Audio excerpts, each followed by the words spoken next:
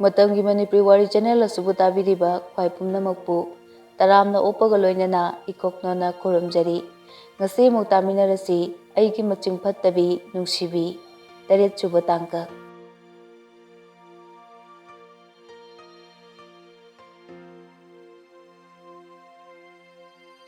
Tombi sanana hai ichan nang sida mutulao kedorage ma chobya nang chetondo nangonda kari watamya kaimta tamdi ma chobya kedorage haisa nang chetonse tuminna kapaga leringaida aina thengnarise anirak sure hangura sukhumdi nang amukta hangudana khoi ma chobi chetonbu kaida lehoge mai phamungda lehobane adudi ai changluge ko hoi changuro ichan Nungshibi gi manakta lai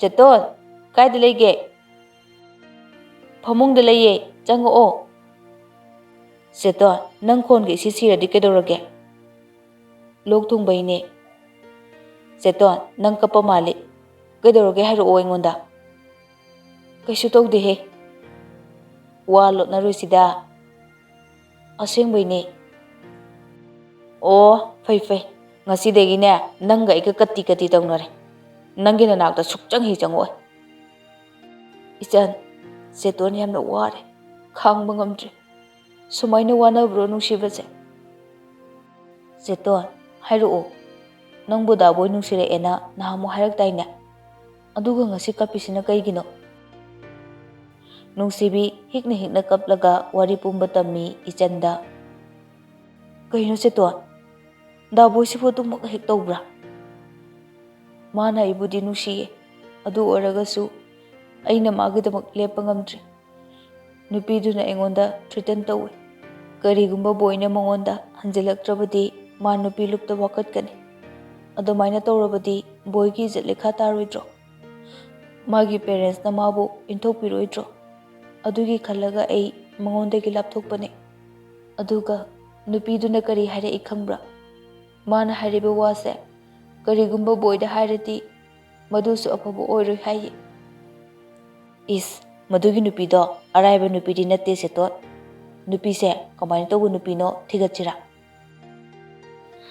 thira roige aigi ithau natte aigi labakta asumna thoo tamnambaine ai kanamta thajadre hojikte adubu karigino khangde mabu kawrage khallaga hena ningsinge si haraga Nungshibi ichanda kolaga kapi ichanga Nungshibiga sanaba waridu tombisnana lona tai tombisnana oh jaina mangara kalabusu nomata kaptabi ichani ngasidi Nungsibigi mayaina thamoi kanbi ichagi mittagi bi chintharaba tombisna machagi mataudu yengba ngamdraduna changlai bema ichadi pukchel chawbini ichana nupi machadugi mateng panglambado maduni imana haraurisi nangbu nungsiba mi lakini imana hairisini thajau Nungshibi chakse ingkrene nangbu chathu ulaone kaurakliba khonjel do tabada Nungshibi wakhal tarai boinaw mapalamda chalamdaida Nungshibi bu amutang unajage haiduna yamna toina hostel da laki adubu Nungshibi nomata thokide boinawsu upai leite adum hanki asumna Nungshibi amadi boinaw kainaba haibado oire aduga abega boinawga pawfana phawnarabasu abegi wakhal lumde marai tawraga khatnaba adum hawi boinaw mahausaga manadre abena marai phana tawrabasu maduda yetke khandre tumina hoi mai haidana taraga lei madugi matungdasu abe mathanda I karaga isau langi boinawso amisarda BBA tambagi leikre abesu 12 thaduna GP college ta tamkre Nungshibisu last semester kare noma numidang ama boinawga abega phone da wari sanarami abena ta nangse aina phajin punsinbo aina thoklabro boinawna thokte karigi thoktoino karigino nangna ado hanglide kaisu nate sum hangbane ado hayo aibu nusibra Abe, aduma wahangdo hangnaroise. Eigi pakumda nangna pen kidabasu yai. Adubo, ai nangbudi soidina luhongani. Nupi kudingda I love you haramba boinaw ngasidi I love you haigani khanbada akiba phawre. Abesu boinawgi thamoida magi mafam leite mabu nungsiba ngamde haibasi ma khangle boinawgi pakumna. Manakta leirabasu magi oiba phangdabagum tawri. Abesu kaptuna talei ayamba matamda. Boinawsu college da lairik tamai onsili. Masak fajabi kaya urabasu lakna ningba flat tawningba pokhidre. Nupi amatagasu college da kaunade. Abe tawfong khangdaduna magi mamanabi gitada wari tawrami.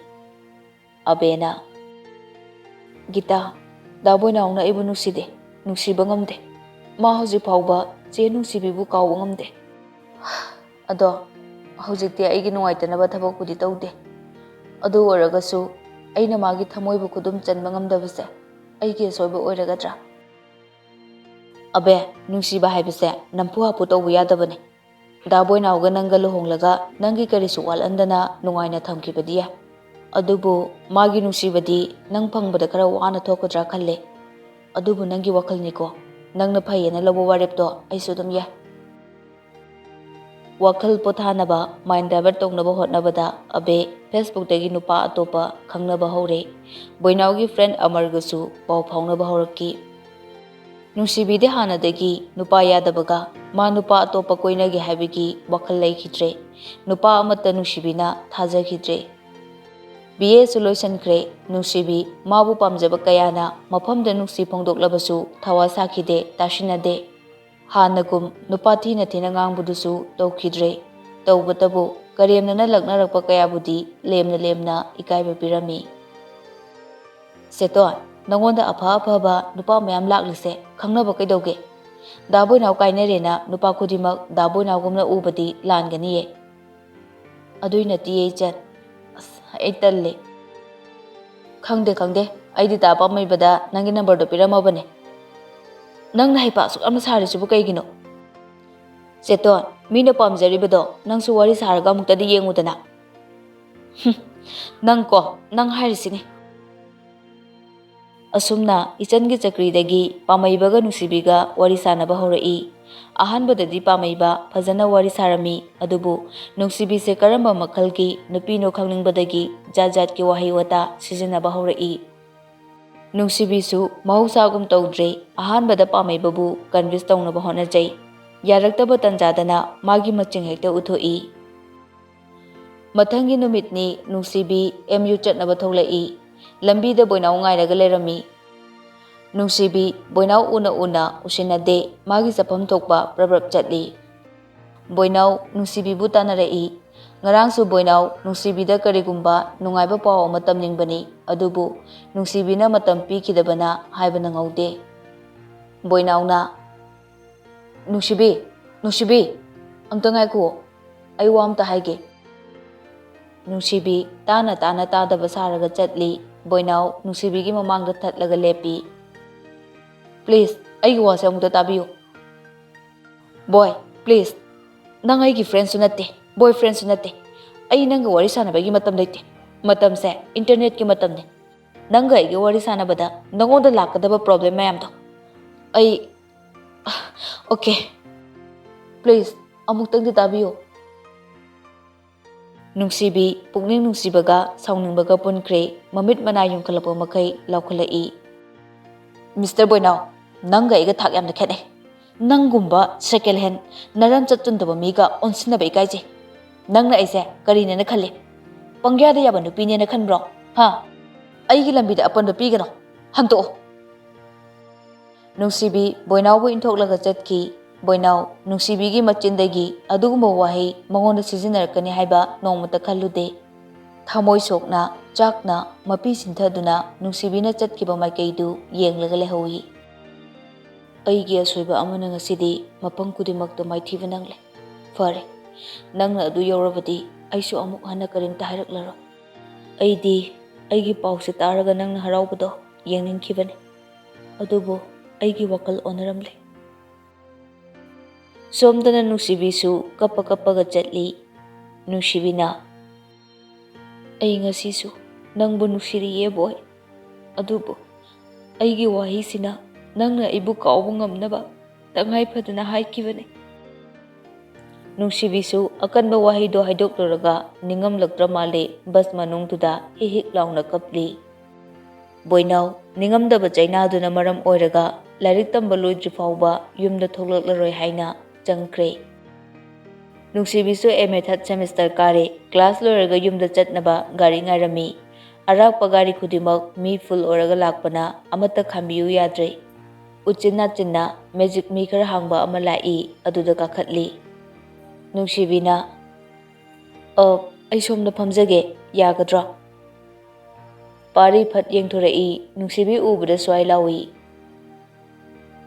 ꯌꯥꯅꯤ, ꯐꯝꯕꯤꯌꯨ, ꯑꯩ ꯁꯣꯝꯗ ꯐꯝꯒꯦ꯫ ꯄꯥꯔꯤꯗꯤ ꯅꯨꯡꯁꯤꯕꯤ ꯎꯕꯗ ꯃꯁꯥꯗꯣ ꯊꯛ ꯊꯛ ꯅꯤꯛꯏ, nervous ꯆꯠꯂꯤ꯫ ꯅꯨꯡꯁꯤꯕꯤꯗꯤ ꯑꯗꯨꯒ ꯈꯪꯗꯦ, ꯃꯥꯒꯤ ꯇꯣꯡꯐꯝ ꯊꯣꯛꯄ ꯒꯥꯔꯤꯗꯣ ꯑꯗꯨꯃꯛ ꯇꯣꯡꯉꯤ꯫ ꯉꯥꯏꯍꯥꯛ ꯂꯩꯔꯒ ꯊꯧꯕꯥꯜ ꯍꯧꯈꯥ ꯌꯧꯔꯦ꯫ ꯗ꯭ꯔꯥꯏꯚꯔꯅ ꯉꯁꯥꯏ ꯍꯧꯈꯥ ꯌꯧꯋꯦ ꯍꯥꯏꯕꯗꯣ ꯀꯨꯝꯒꯗ꯭ꯔꯣ?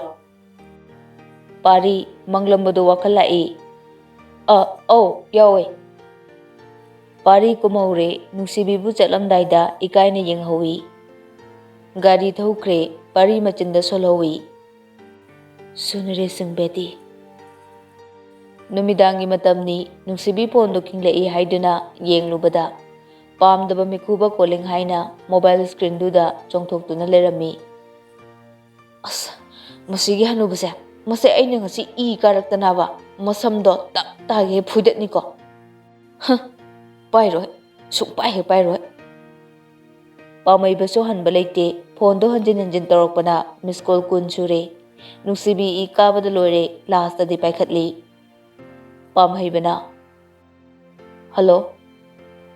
ꯅꯨꯡꯁꯤꯕꯤ ꯈꯨꯝꯗꯦ, ꯇꯨꯃꯤꯟꯅ ꯂꯩ꯫ ꯍꯜꯂꯣ ꯅꯨꯡꯁꯤꯕꯤ, ꯇꯥꯕ꯭ꯔꯣ? ꯍꯜꯂꯣ?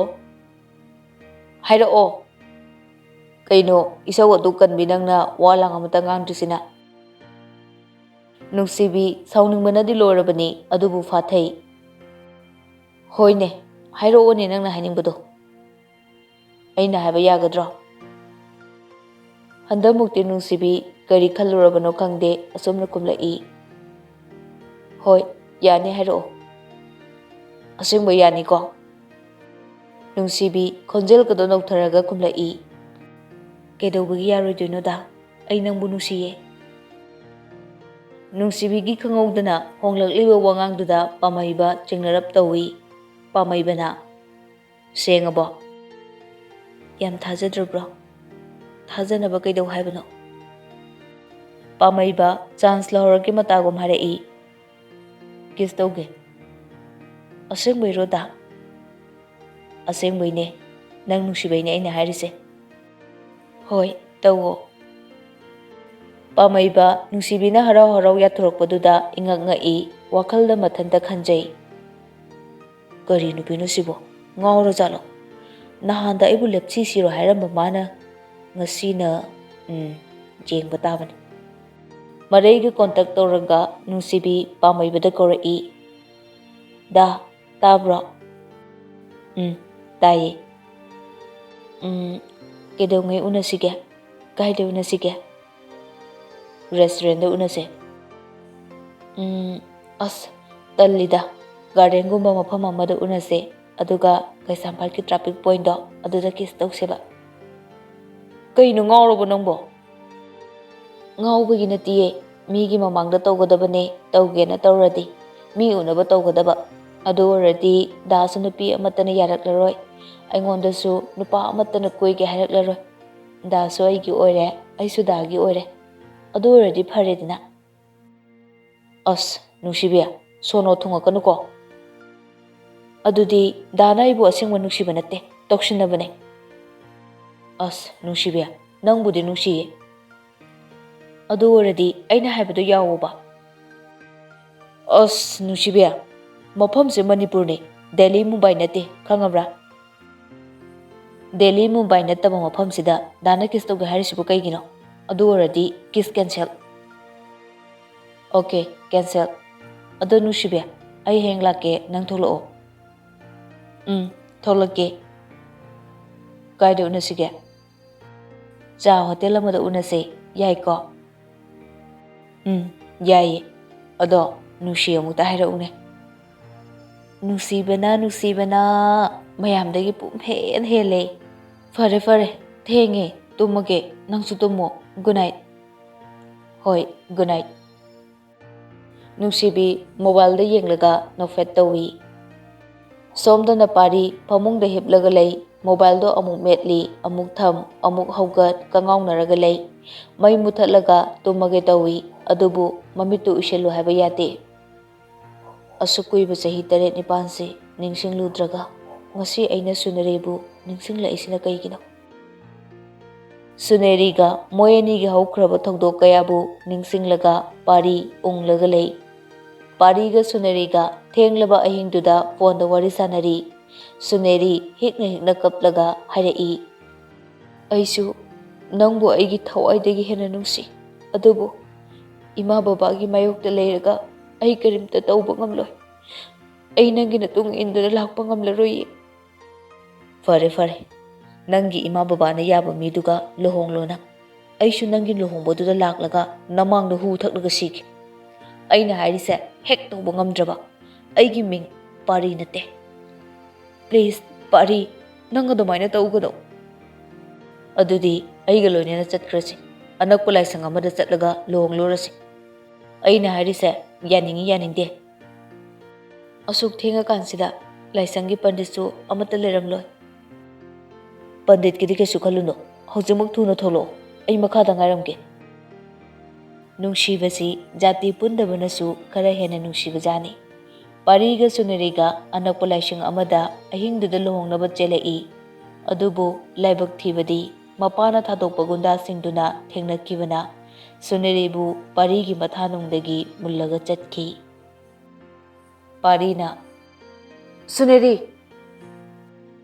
पारी तुमलंबदगी फुक हगोलई ममाइदु हुमांगना पुंगलुप लुपी मेमचासु मचा अहल पारीना अहिंगदुदा लारकपदुदा कैदौरबनो हाइदुना चंगलई मेमचाना इबुंगो कैदौरगे नंगबो कैसु तौदीमा मंगनेमा असुकुइबा मतमसे मागी Ming कनानासु पलुद्रे अदुगा ngasi nangna magi mingna hongnana palaklibasibu kaidorage kem tawdiyema tumuro mathangi numitki numidang waramni pamaibana hello nungsibi aina koi lekai pukri acho manaki hotel leiba dukan parengduda leiye o da adudi aiga ichenga thulage thame khara thuro ko asi haraga phone do thamkre nungsibi su chatnaba semsai seto kainu nangbu ngawrubro madugi hanubuduga nangamo angang nangna khangponte lakto lao ngasi de mi ama nongai doine kaidaudoino seto nangi hongnabi mi amu phudoira phuba phudaba horen khango asumna ngangna lakpada hotel yore angakpani nupi saklon kanana sukhangba ngamde nungsibi changlapaga nokfet tawi pamhaibagi mamanabana pamhaibagi nakongda jerol tawi as ita noi saise wa khupajama mana nongoda yarakuse thadi thajade he is aibu kyam thiragene aduina temi nungsibi nokfet tawraga hairei aiba kaino akoina hek lakpaga jerol ko tawnaribasibo mamanabadu nokfet tawraga khumrai ichanse yamna phajai habanida ichan ingak ngakna khumrai aigi ming fo haidri kamaina khangiba nangi ming ichan kobra hana khangdabra tanjaduda hotel pambidu chabara pusilai pamaibana nungsibida cha glass to piraga nungsibi cha thakse mamanabana ses yadeko mi mamangda hekta bapti nangsu mingne aina kaurido nungsibi nokfet tawraga hairei ado mayamgi ming hainase mamanaba amana amuk khumlai aigina nauba mana robot aduga noi saigidi khanglamdani Nungsibina amuk kumlai. Khangde, magi mingne aina khangdrise. Pamaibagi mamanabaduna. Kaino haisibo? Asengbaine. Si yauradi akoi swaidagi natre. Pamaibana. Nungshibi, nangbo aigi ming tasengna khangdabrane. Khangdabagi natro hangnuse. Mamanabasingdu mawong amani khanduna tumina laikre. Nungshibi makha amuk tarai. Ngasi phawbada nangna asengba wahaide. Ai nang kanano khangde. Mingsu khangde. Pamhaiba mamanaba mayamdugi mamangda ikaibana maido ngaksang ngangi. Pamhaiba haikidudi. Nungsibina. Karam kanda. Nang Rajesh kawe haidaina. Pamhaibagi mamanabasingduda onsilaga amuk harai. Da haigidra mayam noigi friend pamhaibase saklon ani puba mine. Ma kanano haibase aidi lairadana tinariba noi fawba khanglamloi. Chiraba matamda noibu hundoklamlaga chenkhigadaба mine. Asiguma midegi laptho maduna noigi afaba oigani. By the way, good night. Ichan, chalo. Ichan ga Nungshibiga prap tholai hotel dagi. Ichan na. Cheto, nangdi plan ga sagali ore. Ngangadaba yang watlida. Aswaida ngaise moi lakpa. Hotel manungda ngangba yadaba wa yamna leiri. Cheto. Somdana hotel manungda pamhaibagi mamanabasingna pamhaibada ngangli. Kainu bai nangna tawrisibo thina chopi he. Pamaiba ikaibana wa amata khumde bora chaba loibaga yum chatnaba thoklai. Lambida Nungsibina ngairambadu thengnari. Nungshibi akoi chatlage. Dakoi amuta ngaibikhoba pamaibasu yaholao.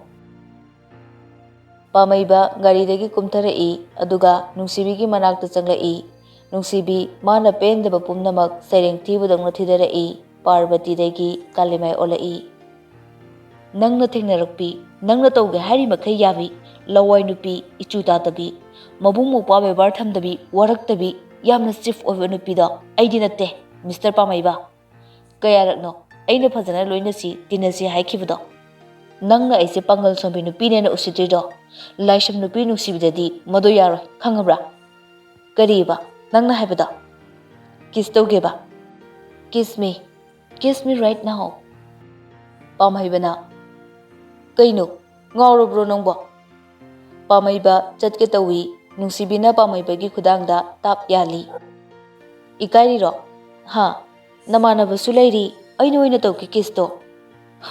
Karigi yade. Thui. Napunsida, namitte nacha ningol ngakta puona tamnamnabadi, kamdauba. Ha. Nacha nupisingduda, nanguba jugo chadaba, nupida chopa kayana. Nangna ngasi nupisingda sijinariba ludaba khondasingse sijinaraklabadi nang kari khangani. Nangi nacha nupido nupa atopana samaina toromlabadi nang tumina leigedra. Aise kanagumba amagi macha ningolne, machene, machelne. Aduga karigumba matam amada kanagumba amagi loinabi, mamau, mama, mataima, manama oirakadoribane. Nangi nache nachan nachadang phaningba migina nangna haidai. Nupisa nongmada ahumlang pangthayana. Aikhoidi supnatagi ahumla khaktane. Aduga nupa noidi nupi aikhoi wai khudingi pangthay. Madugi proof haibabu aina nanga unase haibada nangna thajaraga sida lakliside. Matungda amuk hana yalaklaba nangaksomda kaaga I thakpa ngamba Nungsibine khango. Pamhaiba ikaibana maidu thangatpa ngamdre laithoklaga jatke tawi. Nungsibina kaurai amuka. Oi, karigumba aigi WhatsApp ta hapa DP duda nangna misuse toraga aingonda blackmail tawnabu honarakaba. Thongal digi khongkap tara phawbudane chatlaga Thobal district ki SP lei haibase kawgano. Phone amatangne tawkhigadaba. Nongan bada nathwai haksanga kainare khango. Kadai nangi phone tapiro. Nungsibi pamhaibagi phone da tap muli. Log thuna hango. Pamhaiba tumina magi phone gi log tu hangi. Nungsibi phone da yauriba magi photo khudimak delete tawi aduga masai gi number dusu delete tawi ꯑꯗꯨꯒ ꯐꯣꯟꯗꯨ ꯑꯃꯨꯛ ꯄꯥꯝꯍꯩꯕꯗ ꯄꯤꯈꯤ꯫ ꯁꯦ ꯌꯥꯝ ꯊꯨꯅ ꯆꯠꯈ꯭ꯔꯣ, ꯅꯁꯛꯇꯣ ꯌꯦꯡꯅꯤꯡꯗꯦ꯫ ꯅꯨꯡꯁꯤꯕꯤꯒ ꯏꯆꯟꯒ ꯆꯠꯈ꯭ꯔꯦ꯫ ꯄꯥꯝꯍꯩꯕ ꯃꯃꯥꯟꯅꯕꯒꯤ ꯃꯃꯥꯡꯗ ꯏꯀꯥꯏꯕꯅ ꯃꯥꯏꯗꯨ ꯊꯥꯡꯒꯠꯄ ꯉꯝꯗ꯭ꯔꯦ꯫ ꯃꯃꯥꯟꯅꯕꯅ ꯚꯥꯏ ꯑꯩꯅ ꯍꯥꯏꯗ꯭ꯔꯣ ꯃꯇꯝꯁꯦ ꯌꯥꯝ ꯂꯨꯔꯕꯅꯤ, ꯅꯪ ꯃꯤꯗꯨ ꯌꯦꯡꯂꯒ ꯋꯥ ꯉꯥꯡꯉꯣꯗꯅ꯫ ꯍꯧꯖꯤꯛꯀꯤ ꯑꯉꯥꯡꯗꯣ ꯅꯨꯄꯥ ꯑꯃꯠꯇꯅ ꯍꯦꯟꯖꯤꯟꯕ ꯉꯝꯒꯗꯕ ꯅꯨꯄꯤ ꯅꯠꯇꯦ, ꯌꯥꯝꯅ ꯁꯤꯡꯕ ꯅꯨꯄꯤꯅꯤ꯫ ꯅꯪꯒ ꯆꯠꯃꯤꯟꯅꯔꯨꯕꯗꯒꯤ ꯑꯩꯈꯣꯏꯁꯨ ꯉꯁꯤꯗꯤ ꯆꯣꯞꯄꯦ, ꯃꯇꯨꯡꯗꯗꯤ ꯅꯪꯒꯤ ꯊꯕꯛ ꯆꯠꯄ ꯌꯥꯎꯔꯣꯏꯀꯣ ꯑꯩꯈꯣꯏ꯫ ꯑꯃꯅ ꯑꯃꯨꯛ ꯍꯥꯏꯔꯛꯏ꯫ ꯅꯨꯄꯤꯗꯨꯅ ꯍꯥꯏꯔꯤꯗꯣ ꯀꯔꯤ ꯂꯥꯜꯂꯦ? ꯑꯁꯣꯏꯕ ꯑꯃꯠꯇ ꯌꯥꯎꯗꯦ꯫ ꯇꯁꯦꯡꯅ ꯃꯥꯒꯨꯝꯕ ꯅꯨꯄꯤꯁꯦ ꯄꯥꯝꯕꯨ ꯄꯥꯝꯃꯤꯅꯦ ꯑꯩꯗꯤ, ꯌꯥꯝ ꯀꯜꯂꯛꯆꯩ꯫ ꯑꯩꯒꯤ ꯏꯆꯦ ꯏꯆꯟꯁꯤꯡꯗꯨꯁꯨ ꯃꯥꯒꯨꯝꯅ ꯇꯧꯔꯕꯗꯤ ꯃꯊꯥ ꯁꯥꯔꯣꯏ꯫ ꯂꯩꯕꯥꯛꯁꯦ ꯃꯥꯒꯨꯝꯕ ꯅꯨꯄꯤ ꯉꯥꯛꯇ ꯂꯩꯔꯕꯗꯤ ꯊꯣꯛꯂꯤꯕ ꯀ꯭ꯔꯥꯏꯝꯁꯦ ꯈꯔ ꯃꯈꯩꯗꯤ ꯍꯟꯊꯒꯅꯤ ꯈꯜꯂꯤ꯫ ꯑꯩꯗꯤ ꯃꯥꯒꯤ ꯑꯦꯇꯤꯇ꯭ꯌꯨꯠꯇꯨꯅꯦ ꯉꯥꯎꯔꯤꯁꯦ꯫ ꯅꯨꯄꯤ ꯊꯤꯅ ꯊꯣꯛꯏ, ꯃꯤ ꯀꯤꯗꯦꯕ꯫ ꯂꯧꯒꯦꯅ ꯂꯧꯔꯗꯤ ꯑꯁꯤꯒꯨꯝꯕ ꯅꯨꯄꯤꯁꯦ ꯂꯧꯒꯗꯕꯅꯤꯅꯦ꯫ ꯄꯥꯝꯍꯩꯕ ꯉꯁꯤꯗꯤ ꯏꯀꯥꯏꯕꯅ ꯃꯃꯥꯏ ꯊꯥꯡꯒꯠꯄ ꯉꯝꯗ꯭ꯔꯦ꯫ ꯁꯣꯝꯗꯅ ꯅꯨꯡꯁꯤꯕꯤ ꯉꯥꯡꯗꯅ ꯃꯌꯨꯝꯗ ꯆꯪꯂꯛꯏ꯫ ꯁꯥꯂꯥ ꯃꯤ ꯎꯁꯤꯠꯇꯕ, ꯃꯉꯛꯁꯝꯗꯣ ꯂꯩꯈꯥꯏꯒꯗꯕꯅꯤ ꯌꯥꯝꯅ ꯍꯧꯔꯛꯑꯗꯤ ꯑꯩꯉꯣꯟꯗ꯫ ꯍꯥꯏ ꯀꯅꯥꯒꯤ ꯃꯈꯣꯔꯤ ꯑꯃꯨꯛ ꯆꯞꯄꯨꯔꯦ? ꯏꯁꯧ ꯂꯥꯡꯂꯒ ꯑꯃꯨꯛ ꯆꯪꯂꯛꯑꯗꯤ꯫ ꯏ ꯌꯥꯝꯅ ꯀꯥꯔꯤꯀꯣ ꯅꯪꯅꯦ, ꯅꯪ ꯅꯋꯥ ꯅꯥꯏꯕ ꯈꯪꯂꯔꯣꯏꯀꯣ, ꯅꯪ ꯍꯥꯏꯕꯤꯗꯦ ꯍꯥꯏꯅꯤꯍꯦ꯫ ꯃꯃꯥ ꯅꯪꯅ ꯈꯪꯗꯕꯒꯤ ꯋꯥꯅꯦ, ꯅꯣꯏꯒꯤ ꯂꯤꯀꯣꯟ ꯁꯥꯟꯅꯔꯤꯉꯩꯒꯤ ꯄꯥꯈꯪꯒꯤ ꯇꯝꯄꯥꯛꯇ ꯇꯨꯝꯕꯁꯨ ꯀꯔꯤꯝꯇ ꯈꯟꯅꯗꯕꯩ ꯃꯇꯝꯗꯣ ꯍꯧꯖꯤꯛꯇꯤ ꯅꯠꯇ꯭ꯔꯦ ꯈꯪꯉꯕ? ꯌꯥꯝꯅ ꯋꯥꯈ꯭ꯔꯦ ꯍꯧꯖꯤꯛ ꯃꯇꯝꯗ ꯂꯩꯁꯥꯕꯤ ꯑꯣꯏꯔꯨꯕ ꯑꯩꯈꯣꯏꯁꯦ꯫ ꯅꯨꯄꯥꯗꯤ ꯌꯥꯝꯅ ꯂꯩ, ꯑꯄꯥꯝꯕ ꯐꯪꯗꯕꯒꯤ ꯋꯥꯅꯦ꯫ ꯍꯩꯃꯥ ꯑꯗꯨꯕꯣꯕ?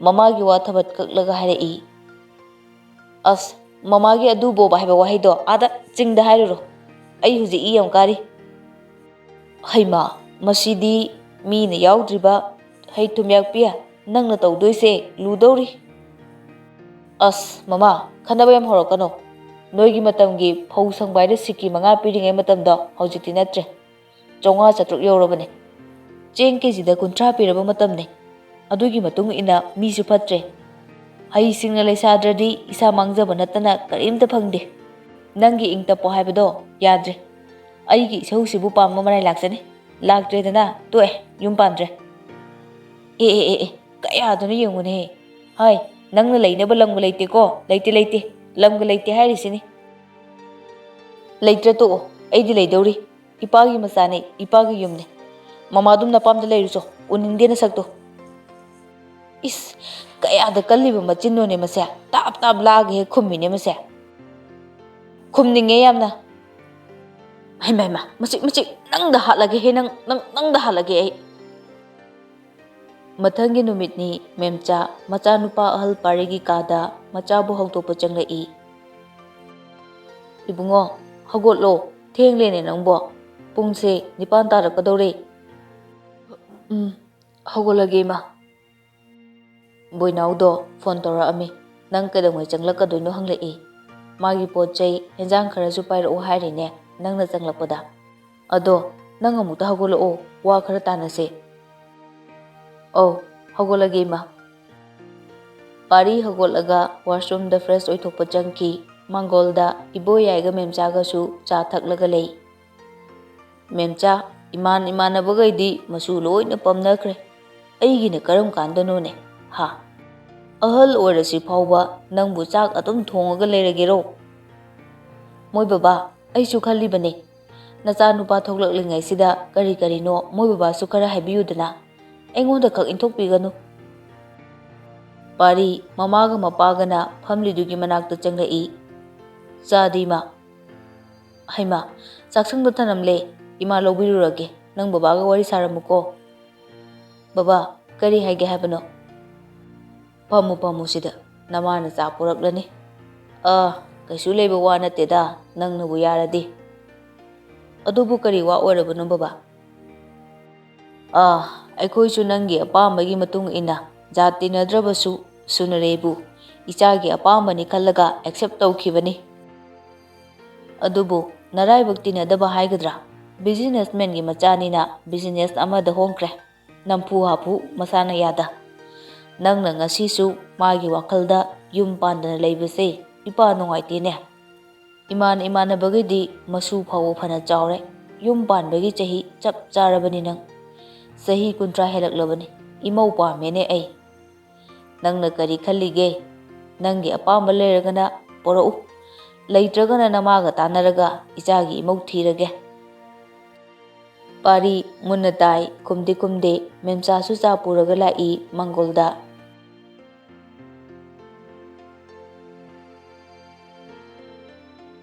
Matang asida aigi nuksiraba listener singdagi kainanaba yathang laujari.